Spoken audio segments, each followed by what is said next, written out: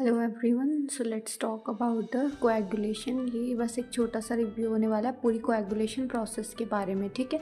सो coagulation process 3 steps में done होती है। सबसे पहला होता है प्रोथ्रोम्बिन एक्टिवेटर फॉर्मेशन, दूसरा थ्रोम्बिन का फॉर्मेशन, तीसरा फिब्रिन का फॉर्मेशन।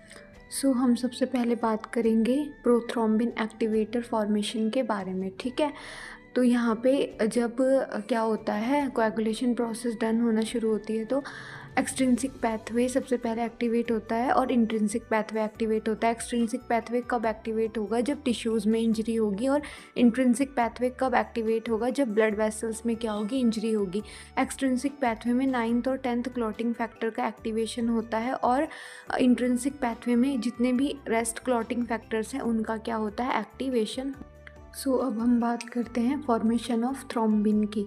थ्रोम्बिन क्या होता है? हमारे पास इनएक्टिव फॉर्म में होता है जिसको हम प्रोथ्रोम्बिन बोलते हैं। अब क्या होता है, जो प्रोथ्रोम्बिन एक्टिवेटर है वो क्या करता है, कैल्शियम के साथ मिल के प्रोथ्रोम्बिन को थ्रोम्बिन में कन्वर्ट कर देता है और एक्टिव फॉर्म इसकी बना देता है, ठीक है। फिर उसके बाद आता है फॉर्मेशन ऑफ फिब्रिन। फिब्रिन क्या होता है? हमारे पास इनएक्टिव फॉर्म में होता है, यानी कि फिब्रिनोजन।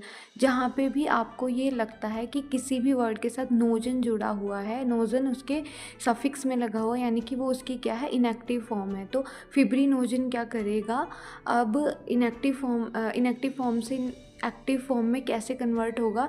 थ्रोम्बिन विटामिन के साथ मिलके फिब्रिनोजन को फिब्रिन में कन्वर्ट करता है। अब जो ये फिब्रिन होता है ये सॉफ्ट फॉर्म में होता है। अब फिब्रिन को हार्ड फॉर्म में कन्वर्ट करने के लिए फैक्टर 13 आता है जिसको हम फिब्रिन स्टेबलाइजिंग फैक्टर बोलते हैं, और ये सॉफ्ट फिब्रिन को एक्टिव और स्टेबल फॉर्म में कन्वर्ट कर देता है, जिससे क्या हो जाती है, पूरी कोएगुलेशन की प्रोसेस क्या होती है? डन हो जाती है। तो this is all about the coagulation process. Thank you.